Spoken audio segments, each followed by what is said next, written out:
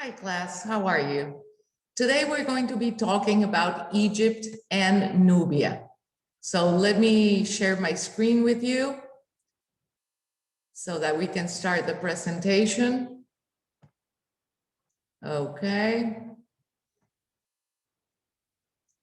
So here we go.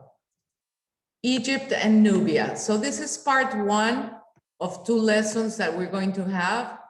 Let me try to move this out of the way. Okay, here we are out of the way.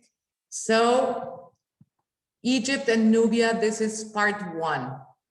Okay, so south of Egypt, farther up the Nile River, was a land that the Egyptians called Kush.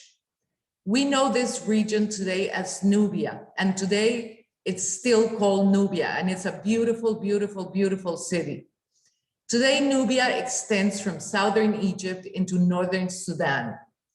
Trade brought Egypt and Nubia together. So we're going to be talking mostly about the trade between Egypt and Nubia in this lesson. You can see here on the map on the left, the land of Kush, which is also known as Nubia, which extends from southern Egypt into northern Sudan. Okay? So let's talk about trade in ancient Egypt. Egypt was rich in sunshine and fertile soil, but it lacked the forests, minerals, horses, and other useful natural resources found in Nubia and other countries. The people of ancient Egypt had to get these resources through trade or commerce with neighboring countries. Remember that commerce is the buying and selling of goods and services. We can see here on the picture how they're trading fish for grain, which is something that was very common. As their country grew in wealth, Egyptians also wanted to buy luxury goods from other lands. Luxury goods are expensive goods that are not needed, but that make life more enjoyable. Egyptian luxury goods included precious stones and perfumes. Trade gave Egypt access to goods it would not otherwise have. Remember that the Egyptians really like their jewelry. We have here a necklace, which is very common from the old Egyptian tradition. And this picture that we have here on the right, it's a perfumery. So look how elaborate and how beautiful it is for perfumes. So trade in the Eastern Mediterranean. The pharaohs sent merchants and officials to other lands to promote trade. As early as the Old Kingdom, a pharaoh named Snerfu promoted trade with lands on the Eastern Mediterranean Sea. The area of modern Lebanon in the Eastern Mediterranean had forests that Egypt lacked, because remember that Egypt was mostly desert, so they didn't have any forests. So the Egyptians were very eager to buy its cedar wood. In the other Mediterranean lands, they bought olive oil and metals such as tin and copper. We can see here on the map the trade routes, but mainly right now we're talking about these trade routes with the Mediterranean, with Lebanon, with Greece over here, with Turkey. And this is the way that they got wood and they got olive oil and some other metals like tin and copper. So trade in the Nile Valley. Snerfu, the pharaoh, also boosted trade between Egypt and Nubia. Under later dynasties, trade between Egypt and Nubia increased. The most valuable goods that Egypt bought in Nubia were gold and elephant tusks, which were a source of ivory, a hard material made from these tusks. You know that ivory, it's a very coveted material and it's very, very expensive. In fact, today it is absolutely forbidden to trade with ivory because it comes from the elephant tusks. So under the Animal Protection Project, this is now forbidden, but in the past it was a very coveted material. In return, the Egyptians sold grain, cloth, papyrus, glass, and jewelry.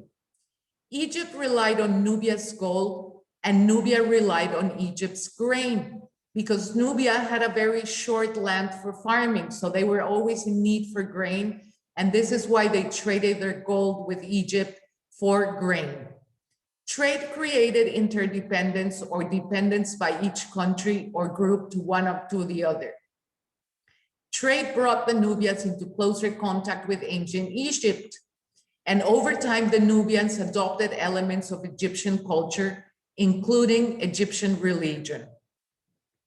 So here we can see a picture of how the Nubians are trading their gold for other goods and services from Egypt. Now let's talk about the land of Nubia. Like Egypt, Nubia had an ancient culture. Nubia's geography was similar to Egypt's in some ways and different in others. The geography of Nubia, like Egypt, Nubia received very little rainfall. It was a desert. So the desert surrounded Nubia's Nile Valley. And like Egypt, Nubia depended on the Nile River and its annual floods. Its people farmed a narrow ribbon of fertile land across the Nile River. Their farming methods generated a surplus, though smaller than Egypt's. So this surplus was enough to support the cities with artisans and merchants. But because they didn't produce enough surplus, that's why they had to trade their gold for grain with Egypt. So Nubia geography, it developed along the Nile River south of Egypt. And Nubia, it's the name of the region where the Kush and Meroe kingdoms developed. Later on, we're going to be talking about the kingdom of Meroe. However, the Nile's cataracts lay within Nubia. This is very important. Down the Nile River in the southern part, there are a lot of cataracts. So while Egyptians used boats, the cataracts really made it impossible to travel very far by boat in Nubia because they had to deal with the cataracts, which is all these parts of uneven land in the river. So it makes it impossible to navigate.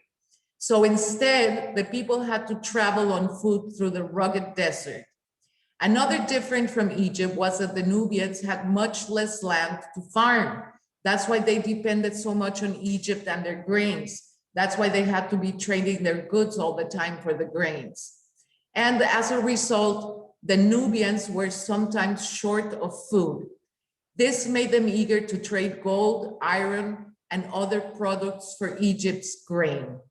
Okay, so we can see here once again a picture of the Nubians trading gold basically for grain. So this is our lesson for today. We will continue with part 2 next time. I will see you on our next class. Okay.